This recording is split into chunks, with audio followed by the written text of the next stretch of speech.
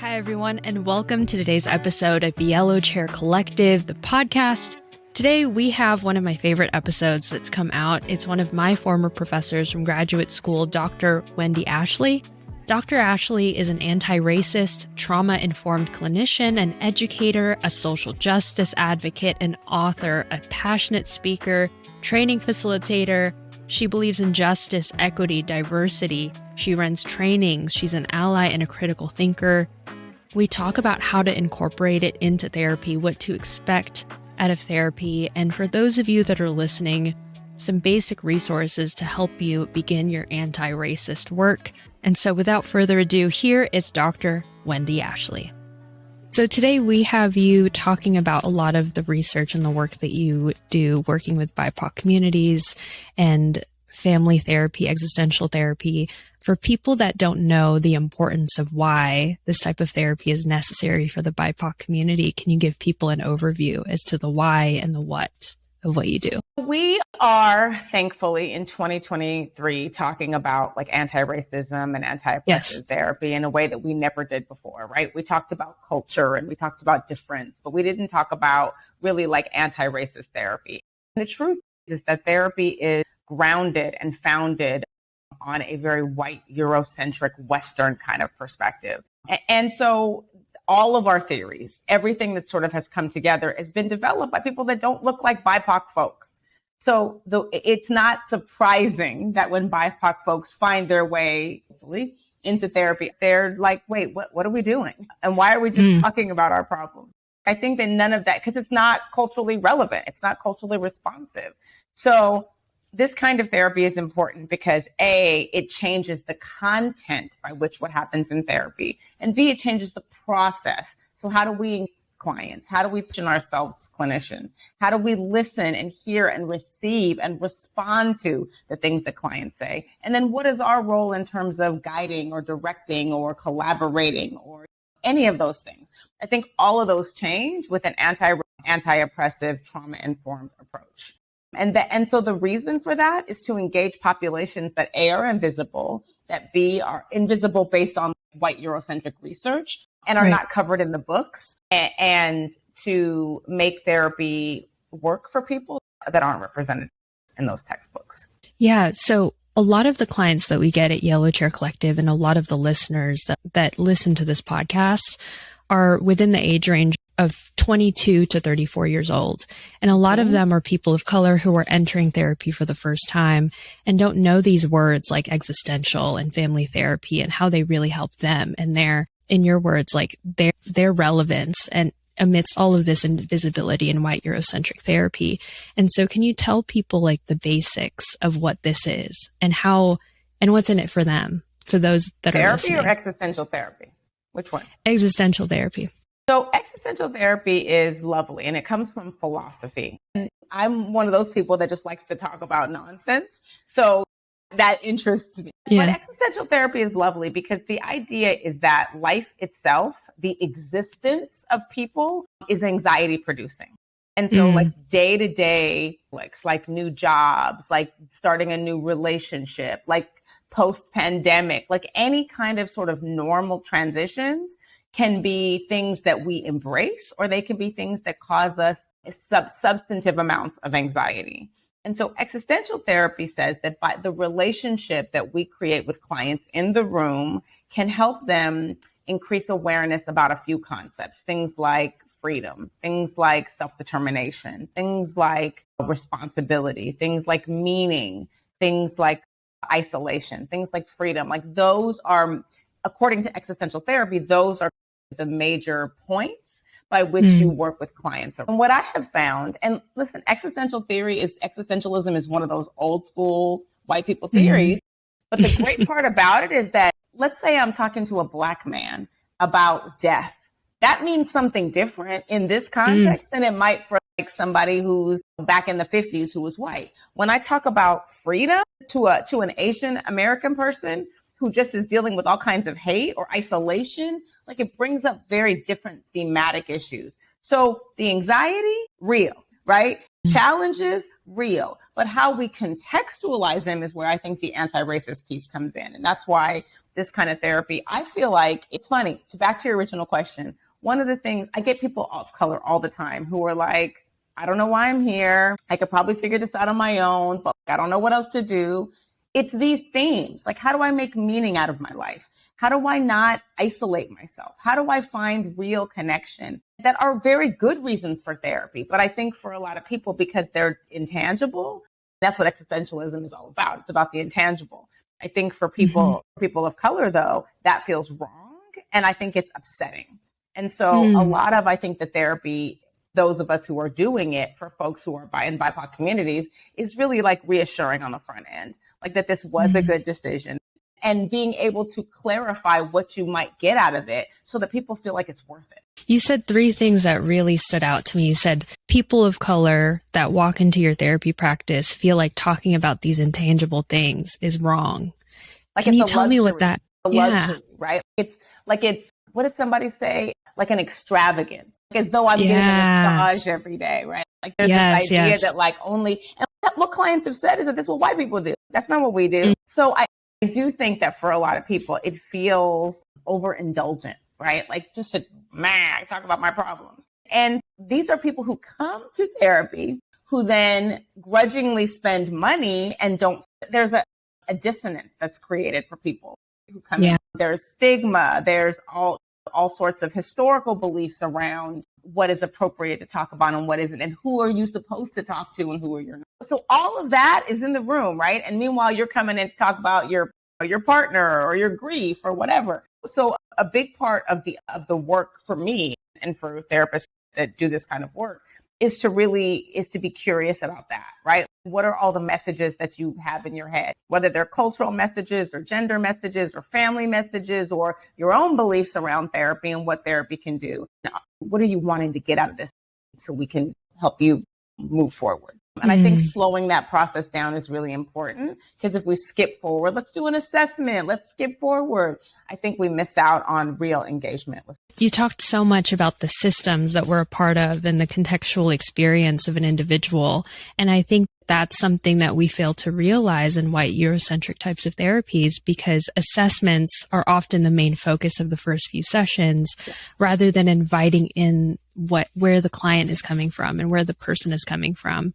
One of the questions I wanted to ask you today is how you handle instances of cultural misunderstanding or those microaggressions that might come up for the individual and even for the therapist in the room. I want to back up to what you said about assessment, because I think you can do them at the same time. I don't think you should. I think assessment is in part of engagement. As you're engaging people, you're also like noticing what they respond to, what they don't respond to, what works for them, what doesn't work. Like all of that is part of the process.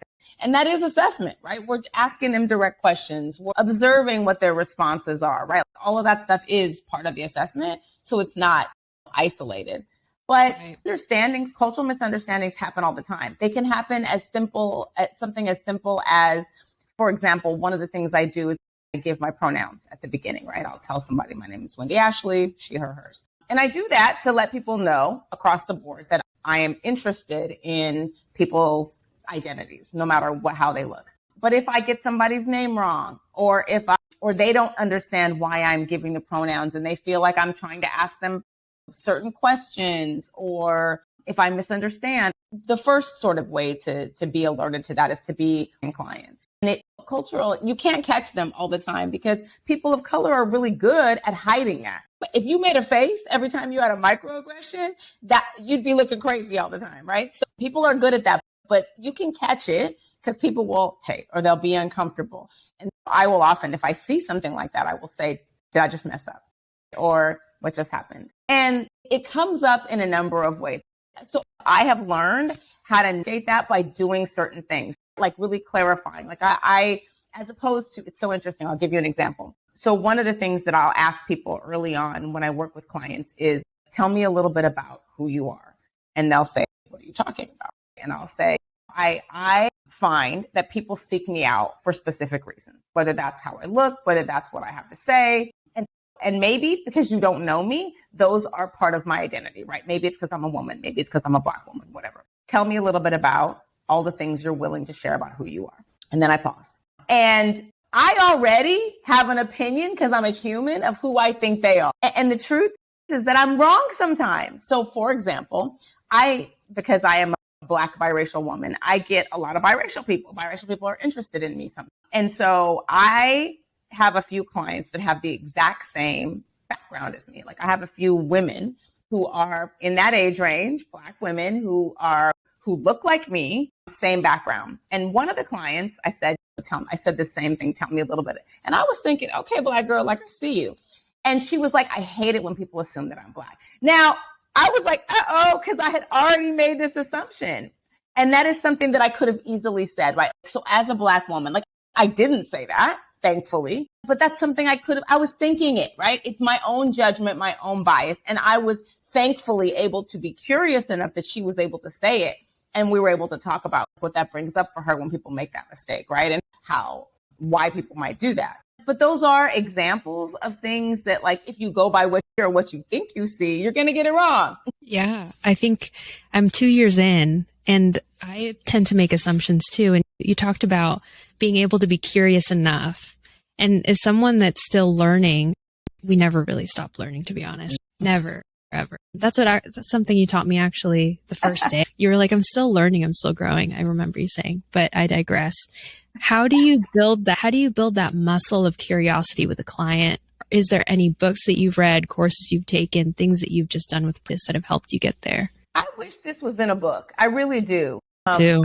My saying, and I'm going to get it on a t-shirt. So if you know anybody that makes t-shirts, I want one. I believe that curiosity is the superpower. I really do. And what that means is that anytime, so like somebody will say something and we'll think, oh, that means this. Or someone will say, I'm scared of this. And we'll think, oh, we should do this. For me, anything that interests me, I'm curious about. And curiosity and interrogation are very different. And what I think clinicians need to realize is that on the front end, curiosity for clients who don't know us, it feels like interrogation. Tell me about who you are. Tell me about your background. Are you this? Are you that? No, that's not curiosity. That's a questionnaire. And that doesn't feel personal and it doesn't feel relational. So curiosity is really asking, being interested in people and contextualizing it and grounding it as to why, right? So I'm never going to ask you as my client, tell me about yourself just because. I'm going to tell you, I'm interested in who you are because if I'm going to be providing real therapeutic services to you that are actually helpful, I need to have a sense of what you're bringing to the table and what your concerns are and who you are. I can be better I can service you better because of that. And I think that for people of color, that feels authentic versus a check mark. So I don't know that there's probably 100 great books. I haven't read any recently that have really been helpful. It's the two things that I would say that I built into my practice that have changed the quality of my practice. One is curiosity and being quiet long enough for the person to answer and not like jumping in. Because the second thing is to pause. I have to be curious and then I have to shut up. And pausing really makes you not jump so that you can give people time to not only give them time, but give yourself time to not get caught up. Yeah, that was so good. There's something refreshing about how you talk about these concepts because you don't just frame them in this equals that, black and white concepts. Oh, yeah. I think you really provide historical, data-driven, and experiential frameworks into how you do your work. And I guess my follow-up to that is, how do you address all of this with our cultural moment and with trauma? Because we've talked about BIPOC communities, we've discussed how someone comes into a room and how they are, what their being is. But these last couple of years, we've been through a lot of things. I can list all the things we've been through. And so how do you bring that into the secret sauce of what we do? I talk about this with people all the time because I am a believer that there's a few I don't think this is a one-time thing, right? I think that you do this consistently in the work. Like I said earlier, like one of the first things I will ask people is I'll ask them about who they are. I'll also invite them to be curious about me. I'll say, do you have any questions about who I am? Or at the end of every session, not every session, but the end of the first session, I usually say to clients, so listen, I don't know if you expected me to look like if you saw my picture before you met with me, but I want to check in with how you feel about potentially working with somebody that looks and acts like and is me, because you never know what you thought. I had a client once that was Eastern European, and she heard my voice. This was before we had so much internet. This was 15, 20 years ago. And she was like, I never met it. She was from Poland. She was like, there's no Black people in Poland. She was a little traumatized. And I knew that there was something, but I didn't know it was that. So it was good. It's good to ask that. For the record, most people are not going to be like, I don't like Black people. They're not going to say that. But they might say, I don't know if this is the right fit for me, which I think is a good time to ask it. But the other is just about the trauma piece, is that I look at the ACEs study, right? The ACEs was a study done by Kaiser Permanente and the CDC, and it told us that even in the most wealthy white communities, there's trauma, right? It told us that. I would love to see the ACEs study done in a more Black and brown community. I'd love to see that because the numbers would be skyrocketing. I say all that to say that I assume that nobody has made it to adulthood without some sort of trauma. So I'm very curious about what that is. And I will ask people, can you tell me a little bit about traumas you've experienced? 99% of people of color, in my experience, never talk about racial trauma. Never. They'll talk about alcoholism. They'll talk about being molested. They'll talk about sexual assault, but they will not talk about racial trauma. And if you're waiting for that, it's going to be a long time. Unless on their way to your office, they got pulled over and harassed by law enforcement. So as part of the normal assessment, I will ask people, tell me a little bit about racial microaggressions. Tell me a bit about messaging that you've received about who you are and how you look and how you fit in with your community. I'll ask those kind of questions. And then when things happen, I will be curious about it. When all the anti-Asian hate stuff was happening, when Monterey Park got shot up, if I'm seeing somebody, I will say there's a lot going on in the world right now. Is any of this impact? Are you bringing any of that to your session today? Those are the kind of questions I ask. If people don't want to talk about it or they don't feel like it's an issue, they'll say, no, it's shitty, but I'm good. Or they'll say, oh my God, I can't stop thinking about that. I don't know if you know that guy Twitch. He was a dancer. Yeah. Black clients for weeks could not stop talking about Twitch. So just those are what I like to do, is just make sure that I touch that there are things happening in the world that we can also talk about. We don't have to talk about them. It's your time. But if that is impacting you, that's something that I am here for. People run with it. Yeah. One of the first things that I started thinking about when you talked about, this is our first session, did you expect me to look like this? Or what did you think about this session? I had a client once tell me, I didn't expect that you would be so young and cute. And cute and young. Thank you.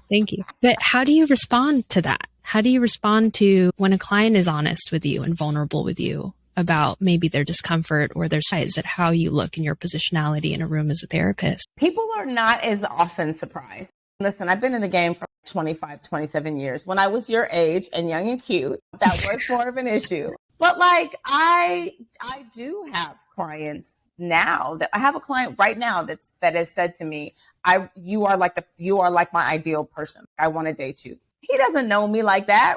But again, therapy is intimate. It's very intimate. So there is a lot of honesty and vulnerability and transparency, which is what he wants in a relationship. So early on, I would say consistently people, when I was younger and I didn't work, I didn't have a family and I didn't have kids and I was working with parents, and people would be like, you don't even have kids. You don't. That is a different conversation. And I encourage honesty for practitioners. That my response is always, if let's say you said, I didn't know you'd have curly hair. One time I had longer hair and in the picture I had shorter hair. And someone said to me, wow, your hair looks different. And I paused and my response was, does that change anything for you? So I am responsive to whatever it is that comes up. And I'm curious. I think that's where curiosity is helpful, is that if someone, when I used to work with kids and someone would say, oh, do you have any kids? And if I didn't, I would say I didn't. But I would then say, is that a deal breaker for you? These are very real responses that I think are essential if we're going to create real relationships. I'm really grateful for that. So we still have a couple questions that I want to ask you, but I want to be respectful of time because we're 25. You're good? Okay. When clients are navigating these identities and societal messages and you're helping them see, I didn't know it was okay to talk about microaggressions, or there might be a look of shock. How do you begin to help them put one foot in front of the other and begin to reach this place of self-awareness about their own space in the world? Self-awareness is deep, right? Some of this has to do with messaging that people have gotten, whether that's cultural or gender or religious. There's a lot of layers to it. So I'll give an example. I had a client a few years ago who was working at an internship, and she said that they were like rude to her, right? This is what she described. And as she began to describe it more, it was very clear that it wasn't just about them being rude. It was about them like racially profiling her. And I didn't say that sounds like racial profiling immediately. But what I did say as I listened to it is okay, so I'm hearing that she's rude to you, but it sounds to me like there's some racial elements to this. Is that your experience? And she was like, yeah, but I don't want to be.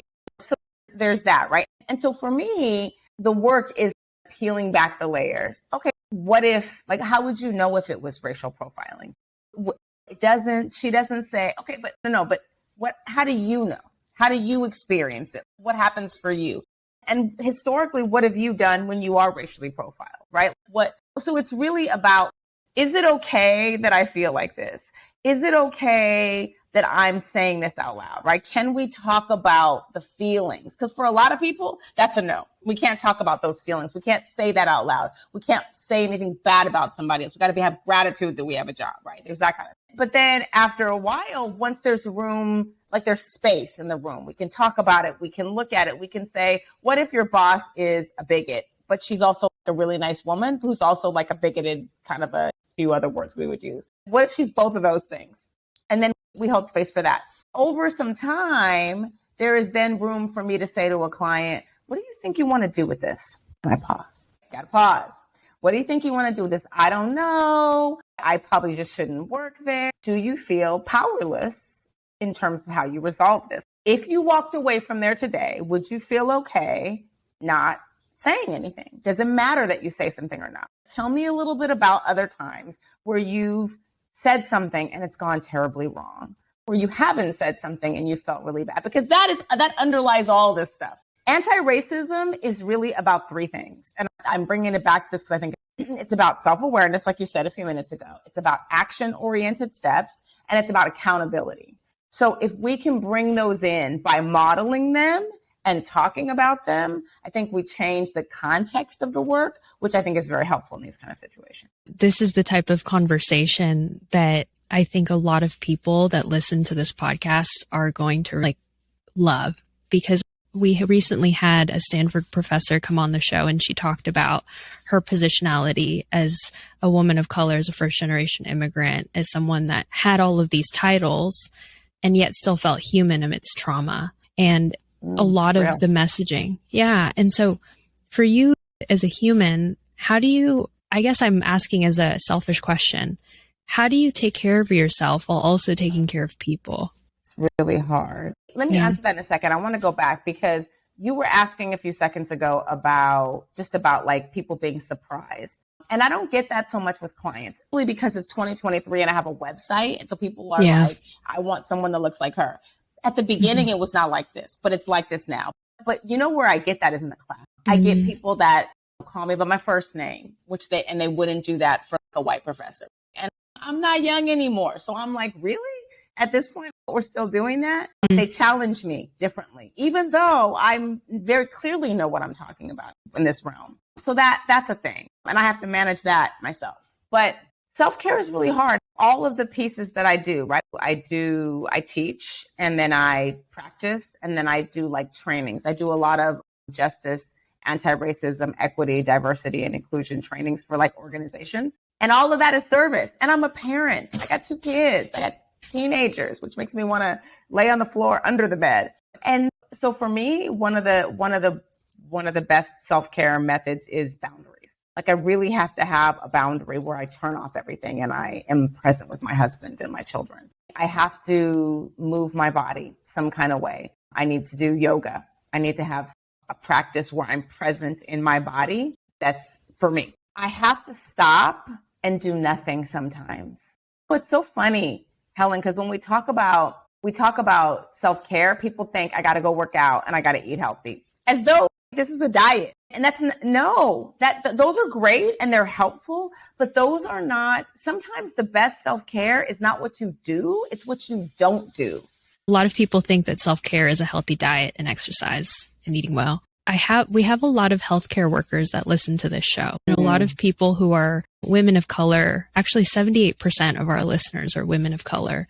And they're early Gen Z to Gen X. And a lot of them will say, I can't just do nothing. I can't Why not? That's my question. Why not? Yeah. What happens now you got me excited. We have this culture, this hustle grind culture that says, unless you're productive, by the way, this is the group that has the most resistance.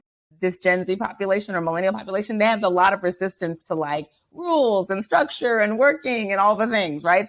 But I find it very interesting. Like, what do they think happens? Which is what I do with my clients all the time. What happens if you stop moving? What do you think happens? Here's where I go with that. If you are a person of color, your nervous system is on hyper arousal mode. You are hyper alert all the time because hypervigilance is a necessary part of maintaining awareness of what goes on around you. So if your nervous system is always activated, you need to have time for your parasympathetic nervous system to find you balance. And it doesn't happen when you're doing shit. Running is not going to make it happen. Boxing is not going to make it happen. Sitting your ass down and being quiet will make it happen. And that's the piece that I don't think that anybody helps them to hear, which I think is really important. I interrupted your last thought when you were talking about taking care of yourself and self-care. How does that happen for you beyond just moving your body and exercise and sitting down? It happens for me in transitions. It's really important to me to create transitions between things. So like in the morning before I work, I used to just start work like really early and work all day long, right? And then just jump into my life. And it was burning me out. So I create spaces. Like I have like an hour before I start seeing people where I have time to check my emails and I have time to write things and I have time to think about what I'm doing and maybe a little meditation. And I take a real lunch break every day where I'm not working while I'm eating. And I take a break at the end of the day where I stop and I have time for either reading or thinking or sitting outside with my dog. And let me tell you, if those didn't happen, I wouldn't be able to parent my children. I wouldn't be able to be a partner for my spouse. Those things are essential in me. I like to say just rejuvenating myself so that I can be present in my personal life. It's so refreshing to hear you say that because you do a lot of stuff. Like I was a student of yours. I was like, how does she do everything? And now people ask me the same question and I still don't think I've figured it out. Like this whole taking care of myself thing. I come from Gen Z. I'm like really early Gen Z. And it's really hard to just sit on my ass and just not do anything. See, look where you went with that. Sit on my ass. That sounds like lazy, right? That's what we do. The same bucket that says therapy is overindulgent is the same bucket that says sitting down is laziness. I reframe it all the time. I would encourage you to reframe it, that this is not laziness. This is you recovering from your day, which you need, especially if you're an empath. Empaths really need to wring the sponge out so that they don't carry that into the rest of their life. And you're allowing your parasympathetic nervous system to relate to. It is really almost like a brain chemistry issue that you need to do this. Otherwise, you're gonna implode from the inside. And that's really unappealing. Last question for you before we go. What are some beginner anti-racist resources that you recommend for people who are interested in doing some of this work? Ibram Kendi, How to Be an Anti-Racist, is the best. I have a ton of books. I'm trying to think of what I love his the most. I read so much. I just wrote a textbook, so that should be coming out next year.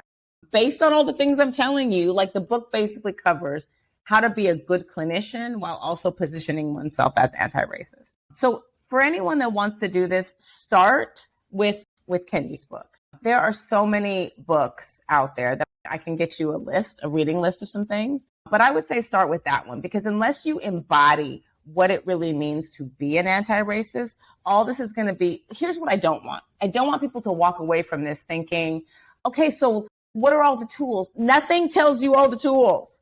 You have to learn how to be this way before you can do this way. And if you can be this way, then you can show up this way in your practice. And then get my textbook like in a year when it comes out. I can't wait. We should have you back on in a year so we can promote it for you. I would love to. It would be an honor. Let me tell you, the chapters in this book are delightful. Like I have a chapter in it on like being a savior, like saviorism. Like that's so fantastic. There's a chapter in there on, there's sections on trauma and healing. It's a magical book. I can't wait for it to come out. Thank you so much for your time, Dr. Ashley. Thanks for having me. And I'll say this, one more thing, because I love Irv Yalom. Please. If you want something to read that gives great examples on how to be a good existential therapist, Yalom is an old white dude. He's still my boyfriend. I love him. But he's like 80. But lying on the couch, start with that. You can thank me later. Lying on the couch might be one of my favorite books of all time. And of course, the group psychotherapy book. Just saying, you can't go wrong with a little Yalom. Beautiful. So group psychotherapy. Yeah, group psychotherapy group. Lying on the couch. How to be an anti-racist. Yes, those are the three. 2 Yalom and 1 Kendi. Winner, winner. Amazing. Thanks, Dr. Ashley. Thanks for having me.